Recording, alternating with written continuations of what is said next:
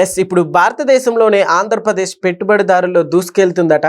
So ఏ విధంగా ఒకసారి discuss చేసే ప్రయత్నం చేద్దాం. సో దీనికి క్రెడిట్ ఎవరికి దక్కుతుందో ప్రస్తుతం స్టూడియోలో జర్నలిస్ట్ జగదేవ్ గారు ఉన్నారు. వెల్కమ్ చెప్దాం. Hello sir. Hi Zakir. Yes sir, ఇప్పుడు పెట్టుబడిదారులోనే ఆంధ్రప్రదేశ్ మొదటి స్థానంలో ఉన్నట్టు కూడా తెలుస్తుంది. ఏంటి సార్ దీని డీటెయిల్స్?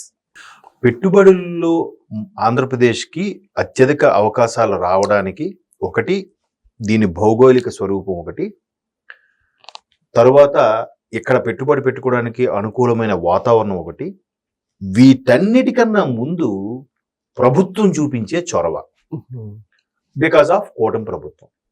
అంటే ఇప్పుడు ఫర్ ఎగ్జాంపుల్ మీ ఇంటికి రావాలి, ఏదో ఫ్రెండ్ అకేషన్కి వచ్చాం, మీ ఇంటికి వచ్చి స్టే చేయాలనుకుంటున్నాం. హోటల్లో చేస్తే బెటర్ కదా, జకీర్ ఇంటికి ఎందుకు వెళ్ళాలి?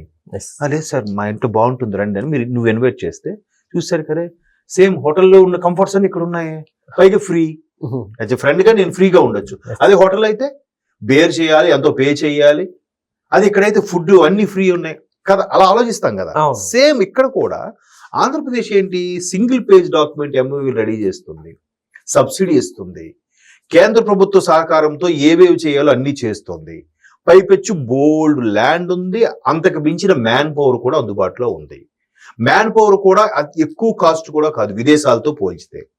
మ్యాన్ పవర్ ఖర్చు అంటే రోజువారీ చెల్లించే జీతభత్యాలు కానీ వేతనాలు కానీ ఇవన్నీ ఉన్నాయి. పైగా తీర ప్రాంతం బాగా ఉంది మనకి కదా. ఇన్ని సదుపాయాలు ఉండడం వల్ల ఆంధ్రప్రదేశ్లో ల్యాండ్ ఉంది, మ్యాన్ పవర్ ఉంది, భౌగోళిక స్వరూపం కూడా బాగుంది. వీటన్నిటికన్నా ముందు ప్రభుత్వం చొరవ తీసుకొని బాబు మీకు ఎక్కడ అనీజీగా ఉన్నా రండి మా ఆంధ్రప్రదేశ్లో పెట్టుబడులు పెట్టండి. ఇప్పుడు చంద్రబాబు నాయుడు గారు మొదటి నుంచి మొత్తుకున్నది అందుకే అమరావతి అమరావతి. ఎందుకు అమరావతి? మీ ఇంటికి అసలు ముఖద్వారం ఏదబ్బా? గుమ్మం మీద నిలబడాలి, వచ్చి లోపలికి రావాలి, కానీ డైరెక్ట్గా ఇంట్లోకి జంప్ చేసేస్తారా? అలాగే రాష్ట్ర రాజధాని అనేది రాష్ట్రానికి ముఖ చిత్రం, ఒక గుమ్మం లాంటిది. సో ఆ అమరావతి క్యాపిటల్ లేకపోతే వీళ్ళు వచ్చి ఎక్కడ మాట్లాడతారు? ఏది మీ క్యాపిటల్, ఏ స్టేట్, ఎవరేం మాట్లాడతారు చెప్పండి. సో అలాగా ముందు అమరావతిని బేస్ చేసుకుంటూ అమరావతి అమరావతి అమరావతి ఆయన జపం చేయడానికి కారణం ఇది.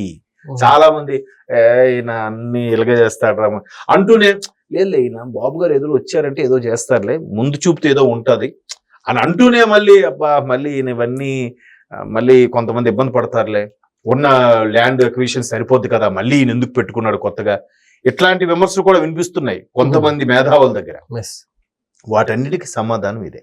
అయితే తాజాగా బ్యాంక్ ఆఫ్ బరోడా అంటే అదొక నేషనల్ బ్యాంక్, అది ఏదో గల్లీలో చిన్న చిన్న బ్యాంకులు, ప్రైవేట్ బ్యాంక్ కాదు. బ్యాంక్ ఆఫ్ బరోడా అనేది నేషనల్ బ్యాంక్. దాని సర్వే ప్రకారం తెలిసింది ఏంటంటే భారతదేశానికి వచ్చిన పెట్టుబడుల్లో ఒక 100 పెట్టుబడులు వచ్చాయనుకుంటే అందులో 1/4 పెట్టుబడులు ఆంధ్రప్రదేశ్కి వచ్చాయంట. 25.93. ఇది బ్యాంక్ ఆఫ్ బరోడా చేసింది సార్. బ్యాంక్ ఆఫ్ బరోడా అంటే బరోడా, అదే వడోదర అంటారు దాని పేరు, గుజరాత్ లో కదా. దాన్ని బేస్ చేసుకుని అక్కడ వచ్చిన బేస్ బ్యాంకే బ్యాంక్ ఆఫ్ బరోడా. సో వాళ్ళు చేసిన సర్వే ప్రకారం వాళ్ళు గుజరాత్కి రాసేసుకోవచ్చుగా, లేదా నార్త్ లో ఉన్న ఏదో స్టేట్కి రాసేసుకోవచ్చుగా. బట్ అన్ని విశ్లేషణలు చేస్తే ఆంధ్రప్రదేశ్కి 25% అంటే 100లో 4వ వంతు భాగం ఆంధ్రప్రదేశ్కి వెళ్ళిపోయి పెట్టుబడులు. మిగతా తర్వాత స్థానంలో మహారాష్ట్ర, ఒరిస్సా ఉన్నాయంట. మరి ఇక్కడ గమనించాల్సింది గమ్మత్తైన విషయం ఏంటంటే ఈ 3 కూడా కూటమి పరిపాలిస్తున్న ప్రభుత్వాలే. అటు మహారాష్ట్ర కానీ, ఇటు ఒడిస్సా కానీ, ఆంధ్రప్రదేశ్ కానీ. అంతకుముందు ఈ డిటెక్టర్లు, లైట్నింగ్ సంబంధించిన చిన్న చిన్న వీటికి సంబంధించిన ఒక మ్యానుఫ్యాక్చరింగ్ యూనిట్ పెడదాం అనుకుంటే భారత ప్రభుత్వానికి ఆ ఎంఎన్సీ అడిగిందంట ఎక్కడెక్కడ 3 ప్లేస్లో పెట్టాలనుకుంటున్నాం, ఎక్కడ పెడితే బెటర్ అని. అప్పుడు కేంద్ర ప్రభుత్వం ఒక 5-6 సూచించిందట. సూచిస్తే అందులో వాళ్ళు ఎంచుకునేది 3. ఒకటి హర్యానా, రెండోది ఒడిస్సా, మూడోది ఆంధ్రప్రదేశ్. మళ్ళీ ఆంధ్రప్రదేశ్ ఎలా ఎంచుకున్నారు అంటే వచ్చిన వాళ్ళకి రిసీవింగ్, వాళ్ళకి ఎక్స్ప్లెనేషన్, ఇక్కడ ఇలా ఉంటే బాగుంటుంది, ఇలా అయితే బాగుంటుంది, ఇక్కడ మీకు కావాల్సిన భూమి, మ్యాన్ పవర్, నీటి సదుపాయం, ట్రాన్స్పోర్టింగ్ ఆంధ్రప్రదేశ్ ప్లస్ పాయింట్ ఏంటి? 3 రకాల ట్రాన్స్పోర్ట్లు ఉన్నాయి. జల వనరులు ఉన్నాయి, ఎయిర్పోర్ట్ ద్వారా ఉన్నాయి, బై రోడ్ ద్వారా ఎలాగైనా చేసుకోవచ్చు. సార్ ఇక్కడ మనకి క్రెడిట్ అంతా ఎవరికి వచ్చు అంటే ఎవరి పేరు చెప్తారు? ఇప్పుడు ఆ బ్యాంక్ ఆఫ్ బరోడాలో కూడా ఒక క్రెడిట్ రాస్తూ మినిస్టర్ అని రాస్తే సరిపోయింది కదా. ఆ మినిస్టర్ ఏ వ్యవహారాలు చూస్తున్నారు, హ్యూమన్ రిసోర్స్ చూస్తున్నాడు, ఐటీవి చూస్తున్నాడు అని చెప్తూ రాస్తూ లాస్ట్ లో నారా లోకేష్ అని రాసింది. మీరు ఆ ఆర్టికల్ చూడండి, చదవండి. బ్యాంక్ ఆఫ్ బరోడాకి సంబంధించి మీరు అంటే లోకేష్ గారి గొప్పతనము అంటే మళ్ళీ అంటే భజన అని అనుకోవచ్చు. ఆయన ఏ చిన్న అవకాశాన్ని కూడా వదలట్లే. ఎక్కడ ఈయన మలేషియా వెళ్ళాడు, అక్కడ ఉండే ప్రవాస భారతీయులు, అందులో ప్రవాస ఆంధ్రులు ఎవరు, ఒక మీటింగ్, అఫీషియల్ మీటింగ్ ఉంటుంది అక్కడ ప్రభుత్వంతోనూ అక్కడ మంత్రులతోనూ. అది అయిపోయిన తర్వాత వెంటనే అక్కడ స్థిరపడ్డ ఆంధ్రులతో మీటింగ్ పెడుతున్నాడు.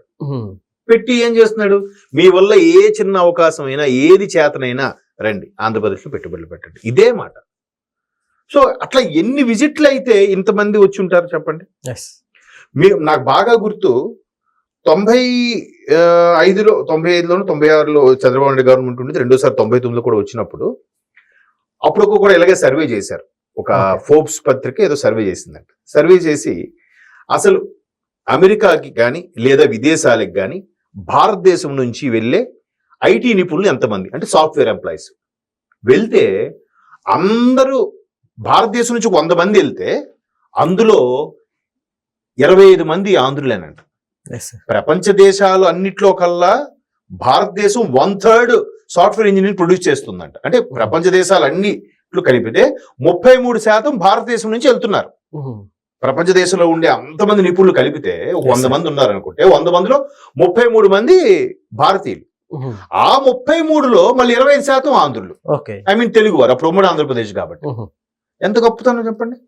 ఆయన ఎందుకు బీటెక్ కాలేజీలో అప్పుడు కూడా ఇన్ని పెట్టాడు అసలు? వాళ్ళకి కావాల్సిన వీసా ఇష్యూ చేయాలి అంటే 10+2+4 చేయాలి. కాబట్టి 10+2+4 డిగ్రీకి 3 ఉంది. లేదు డిగ్రీ తర్వాత మళ్ళీ పీజీ చేయాలంటే ఇంకో 2 ఏళ్ళు, అంటే 10+3 2+3+2 అవుతుంది. సో బీటెక్ అయితే 4 ఏళ్ళు క్లియర్ అయిపోతుంది కదా. అందుకు శరవేగంగా ఆయన బీటెక్ కాలేజీలకి చాలా కాలేజీలకి పర్మిషన్ ఇచ్చాడు. చాలా మంది అనవసరంగా బీటెక్ కాలేజీకి ఎక్కువ చేశారు, బీటెక్ వాల్యూ పడిపోయింది. బీటెక్ వాల్యూ పడిపోలేదు. ఎప్పుడు వాల్యూ పడింది? రియంబర్స్మెంట్ ఇచ్చిన తర్వాత వాల్యూ పడింది. నాకు తెలిసిన వరకు, నాకు కొంతమంది నిపుణులు చెప్పిన వరకు. అలాగని దాన్ని తప్పుగా అనట్లేదు నేను.